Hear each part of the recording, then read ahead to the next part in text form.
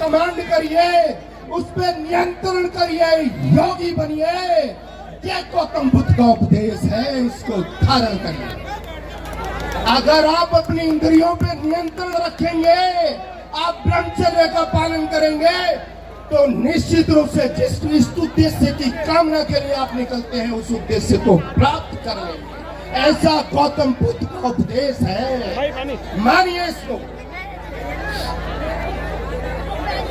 उसके बाद में चोरी मत करिए, किसी के दूसरे की वस्तु पर अपना अधिकार मत समझिए। यह पंचशील का नारा है। सत्य, कभी असत्य भाषण मत करिए, चाहे कितने ही बड़े संकट का सामना करना पड़ जाए, पर कभी असत्य भाषण मत करिए। अर्थात गौतम बुद्ध की आपको, यदि वो आपके आदर्श हैं, तो निश्चित रूप से सत्य की शरण में जाइए, अर्थात असत्य का मार्ग कभी मत अपनाइए। अन्यथा तो ये नारा है, अगर गौतम बुद्ध को मानना है तो पंचशील को अपनाना होगा। उसके बाद में बाबा साहब अम्बेडकर जी ने कहा है, मैं बाबा साहब, मुझे आजाद हिंदुस्तान में जब देश आजाद हुआ तो महात्मा गांधी जी, जवाहरलाल नेहरू, ये बड़े राष्ट्रवादी नेता माने जाते थे, पर डॉक्टर प्रदीप दीक्षित कहता है कि मुझे तो उस समय के राजनेताओं में जो सबसे बड़ा राष्ट्रवादी नेता दिखाई देता था, वो बाबा साहब अम्बेडकर थे।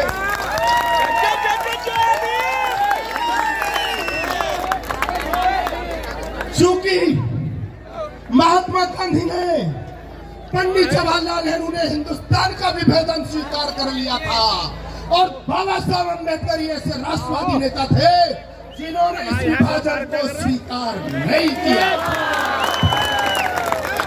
तो इनसे बड़ा राष्ट्रवादी नेता कौन हो सकता है?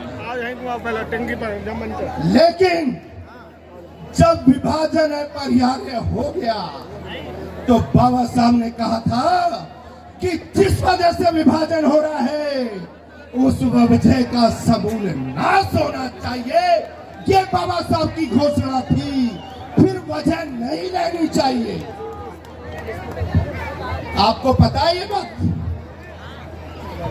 हमारे देश में दो तरह की राजनीति होती है, एक राष्ट्रवादी और एक अराष्ट्रवादी। मैं खुले मन से कह रहा हूं कि देश में दो तरह की राजनीति होती है, आप लोग भी रोज देखते होंगे।